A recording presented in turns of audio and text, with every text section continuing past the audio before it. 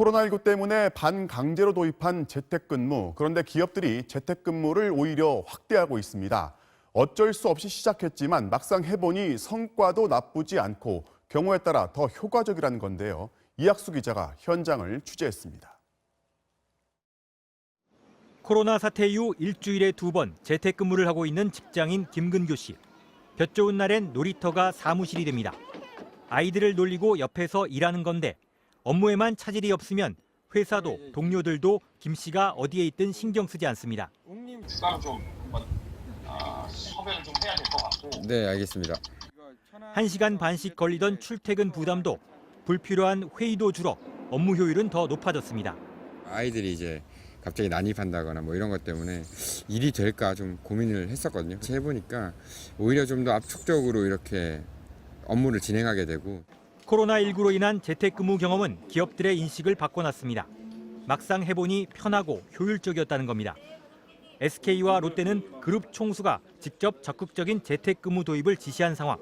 중장년 직원들의 태도도 달라졌습니다. 시니어들 같은 경우에는 이 3, 4월에 이미 선 시행을 해봤던 거 때문에 좀 더 익숙하게 자연스럽게 참여하고 있습니다. 물론 시행착오도 있었습니다. 집에서 놀고 있는 걸로 비치진 않을까 재택근무를 하면서도 불안했고 눈치를 좀 많이 보게 되는 상황인 것 같더라고요. 업무 연락이 왔을 때는 좀 바로바로 대답을 해야 되는 상황이기 때문에 뭔가 항상 긴장 상태에서 일을 하고 나홀로 근무로 인한 고립감도 힘든 점이었습니다. 혼자서 한 칸의 방 안에 갇혀있는 느낌이 들기는 했어요. 밥을 혼자 먹는 게 조금 어려웠어요. 기업들도 이런 단점을 보완하기 위해 다른 직원들과 함께 할 수 있도록 회사 밖 거점 사무실을 늘리는가 하면 컴퓨터 앞에서 각자 음식을 들고 참여하는 이른바 랜선 회식도 마련했습니다. 여러 평범한 것 중에 가장 뛰어난 한 명. 군계일화. 내 얘기인가? 네. 소희님 화면 보지 말아주시고요. 네. 하지만 오로지 성과물로 입증하고 성과물로 평가해야 하는 건 재택근무 시대에 피치 못할 단면입니다. 의미 없이 앉아있거나 그냥 눈에 보이는 것이 아니라 제가 직접 만들어낸 자료들 혹은 이런 실적들을 가지고 어필을 해야 되는. 아직까지 재택근무에 적극적인 기업은 온라인 인프라에 앞선 IT 업종이나 전국에 사업장이 흩어져 있는 유통업계 정도. 하지만 디자인과 출판, 금융 등 비대면 업무가 가능하면서 협업이 적은 분야도 곧 이 대열에 합류할 거란 전망이 많습니다.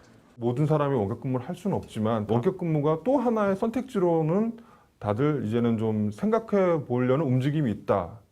코로나로 앞당겨진 재택근무 시대.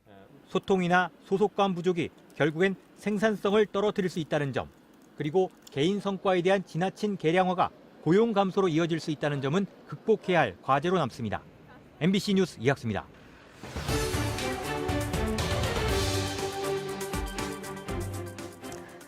코로나가 바꾼 일상 중에 하나가 바로 재택근무였죠. 이제는 사무실로 출근을 하는 것보다 집에서 근무하는 게 더 익숙해지신 분들도 많으실 텐데요.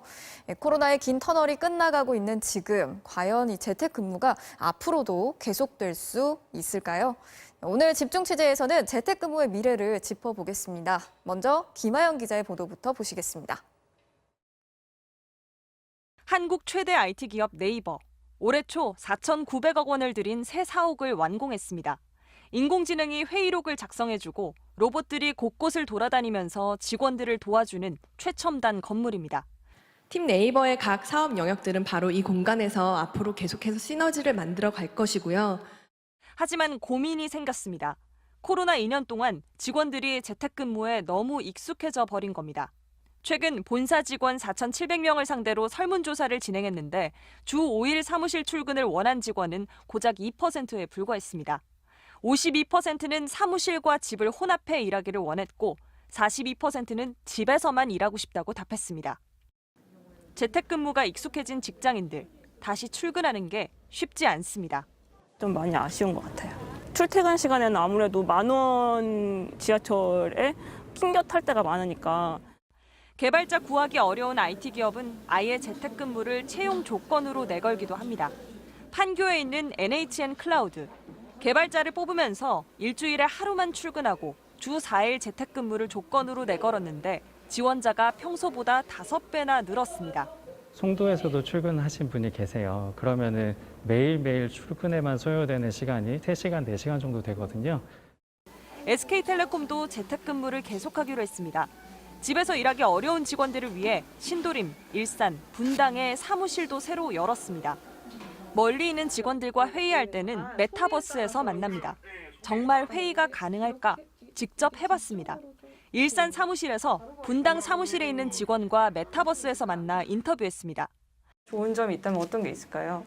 일단 출퇴근 시간 절약이 가장 크고요. 지하철로만 한 50분 정도 걸리거든요.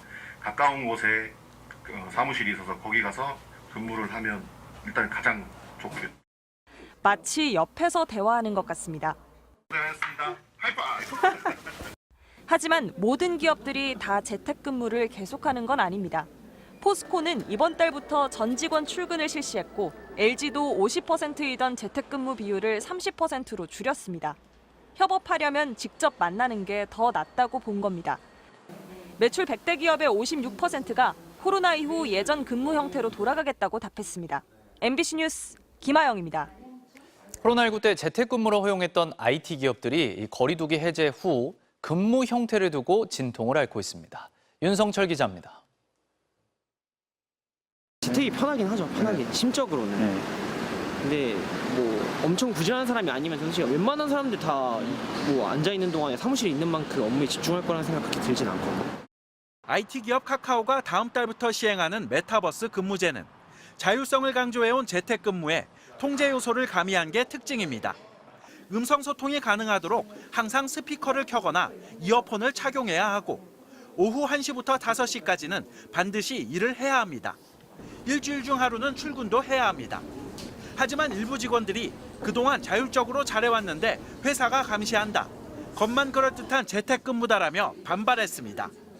그러자 회사 측은 직원 투표를 통해 근무 형태를 다시 결정하겠다며 한 발 물러섰습니다. 4,900억 원을 들여 제2사옥을 지은 네이버도 다음 달부터 혼합형 근무 형태를 실시합니다. 주 3일 출근과 전면 원격 근무 중 원하는 근무 형태를 선택할 수 있는데 한 달에 한 번은 대면 회의를 하도록 권장하고 있습니다. 재택이냐 사무실 근무냐를 놓고 시끄러운 건 글로벌 IT 기업들도 마찬가지입니다. 애플이 사무실 출근 일수를 늘리자 인공지능 분야 핵심 인력이 반발하며 사표를 내는 일이 있었습니다. 또 일론 머스크 테슬라 CEO는 직원들에게 원격 근무를 원하면 최소 40시간을 사무실에서 일해야 한다. 싫으면 퇴사하라는 이메일을 보냈다가 시대착오적이라는 비판을 받기도 했습니다. MBC 뉴스 윤성철입니다.